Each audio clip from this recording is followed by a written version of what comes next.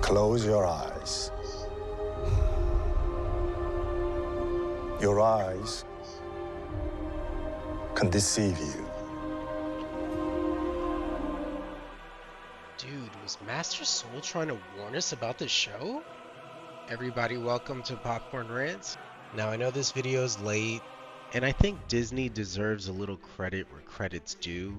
Now, don't get me wrong, I do think the show was a overall failure, hence the cancellation, but let's not take away from the things that were actually positive, things Disney did well, the things that we would like to see moving forward. So without further ado, let's talk about the things Disney and the Acolyte specifically did well. So item number one will be changing the timeline. Now, I don't know about you guys, but I've been sick and tired of seeing the Skywalker saga for the last 10-20 years. Changing the timeline just made sense. And we've been begging for it for years. Did they miss the mark? Yeah, but that doesn't take away from the positive that they tried. Now, was the High Republic what I would have chose? No, but Disney hasn't had the best track record on decision making for a long time.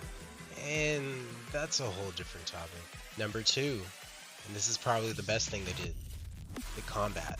Now, this may be a controversial take, but I really enjoyed the wire work. Force users have the ability to use force speed, and we've only seen it on screen once. If you don't remember, here it is.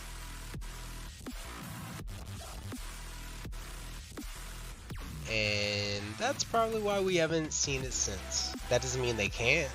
In fact, I've been praying for years that they showed us different abilities. And there's so many we haven't seen. When Chimera finally threw his lightsabers, I mean, look at that shit. I lost my damn mind. And man, did they crush that scene.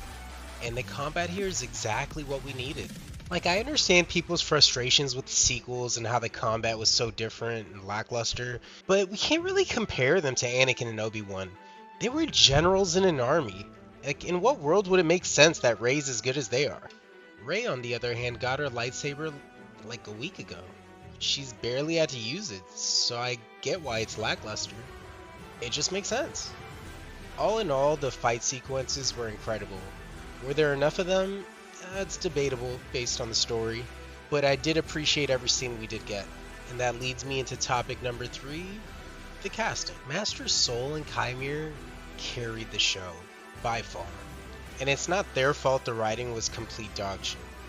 In fact, I felt the pain in Master Soul's eyes. And to be taught not to dwell on your emotions and still portray this pain is very intriguing. Maybe I'm just a huge Anakin fan, but this makes Jedi more human. And I think that's something we need to remember.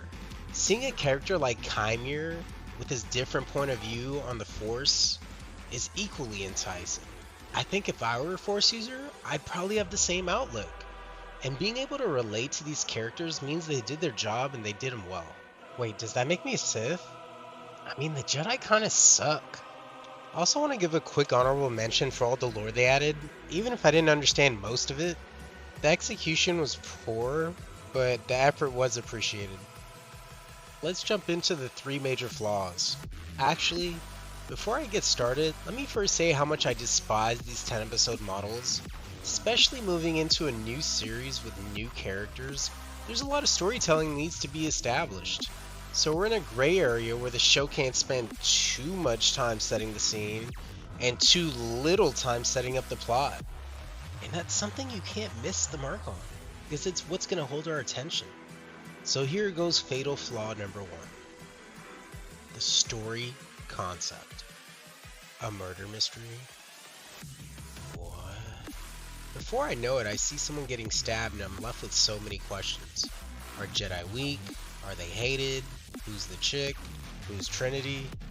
In my opinion, the show should have spent an episode or two establishing the basics. What is the High Republic? Who are the Jedi's current enemies? What happened to the Sith? Who's in charge of the Jedi Council? Who are the main characters and how do they relate to one another? I also think they should have had an episode where Osha was Soul's apprentice. Show me what happened.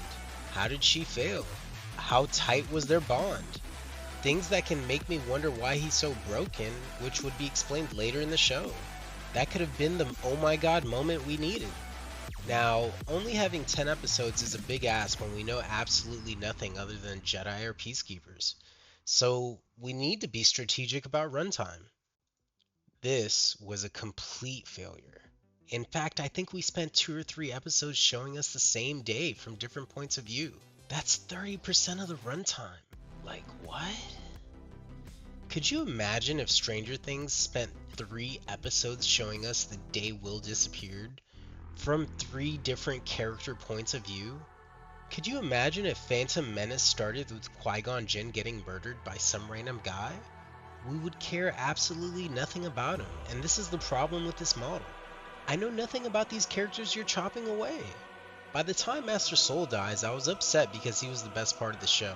But I wasn't sad. I barely knew him.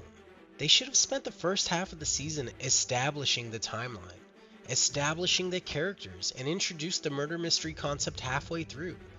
That, in my opinion, would have been a fucking great season of television. Failure number 2, the timeline. Now, I know this contradicts what I said earlier with the saving graces, but like I said, Disney makes absolutely terrible decisions that they don't think through. Introducing us to a new era, but deciding to show the end of the High Republic is just stupid. First off, why would you make your ceiling so low? You're purposefully only putting, what, 100 years between the show and where the Phantom Menace starts? Maybe less. Who cares, it's done. And I'm sick of fucking Palpatine. Like, nobody wants to fucking see him and Plagueis weasel their way into the Senate. There's so many better options you could have used. But Disney, you literally chose the worst one. Get going, guys. You suck at your jobs. And that leads to failure number 3. Now, this is probably the least popular, but in Disney's eyes, it's the most important. And that's the budget. Did you guys know it cost $230 million to make this show? No, I don't think you heard me. That's $22.5 million an episode.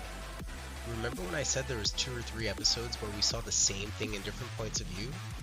Yeah, that cost almost $70 million for us to watch. Now, I'm not a fucking genius, but call me a genius for knowing this was a bad idea before it even aired. Like, who the hell is calling the shots over there? I don't know what's worse, the Acolyte getting $230 million for this crap, or Red One getting $250 million for a Christmas movie. Disney needs to sit down and write a 10-year plan to revitalize this IP. It's not hard, Disney. In fact, I already went ahead and made one myself, and I can guarantee it'll be a fucking hit.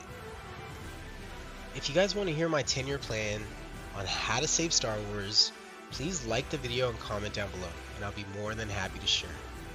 As for final thoughts, it's pretty simple. I liked the season finale. The final showdown was amazing. The big twist at the end was really predictable, and we ended up finding out who Chymere's master really was. I think we were all thrown for a loop there, which was great. But unfortunately, 1 good episode doesn't outweigh 9 bad ones. And it's unfortunate we won't get to see the rest of the story because I think it was just getting good.